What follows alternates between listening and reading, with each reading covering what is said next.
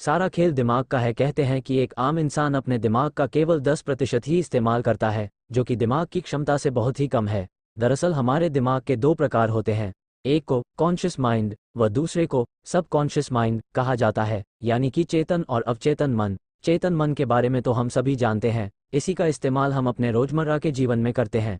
इसी माइंड से हम सोचते समझते हैं और एक्शन लेते हैं। जीवन में हमारे साथ जो भी घटित होता है उसमें असल खेल तो हमारे सबकॉन्शियस माइंड का होता है, यानी कि अवचेतन मन का। आप इसका जितना ज़्यादा इस्तेमाल करेंगे उतना ही बेहतर जीवन पा सकेंगे। पूरे दिन में हजारों विचार हमारे माइंड से होकर गुजरते हैं। कुछ तो ऐसे विचार व इच्छाएं होती हैं जो इतनी दबी होती हैं कि हमें उनके बारे में पता भी नहीं होता, और जब वे घटनाएं हमारे जीवन में साकार हो जाती हैं तो हम समझ ही नहीं पाते कि ऐसा क्यों हुआ। दरअसल सारा खेल हमारे अवचेतन मन का है। ये जो चाहता है वही स्थिति कभी न कभी हमारे जीवन में वास्तविकता में घटित हो जाती है। अवचेतन मन की एक विशेषता है कि इसे हमारे द्वारा दिए गए निर्देश, जो कि सकारात्मक व नकारात्मक विचारों के रूप में होते हैं, इनके बीच फर्क करना नहीं आता। आप जो भी सोचते हैं आपका सबकॉन्शियस माइंड उसे हकीकत में बदलने में जुट जाता है।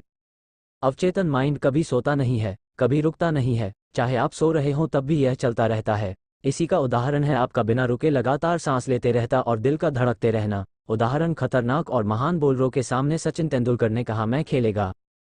आज वो गॉड ऑफ क्रिकेट है। तभी कहा जाता है कि हमेशा अच्छा ही सोचें, वही जो आप चाहते हैं, क्योंकि जो आप चाहते हैं वही होता है। जाने अनजाने में आप चिंता कर बैठते हैं, नर्वस हो जाते हैं और इस तरह के अनेक नकारात्मक विचार कई बार मन को घेर लेते हैं। ऐसे में कुछ सही होने के बजाय स्थिति और बिगड़ जाती है, क्योंकि आप वही सोच रहे होते हैं। तो अब से केवल सकारात्मक ही सोचें और उसे साकार होता हुआ देखें।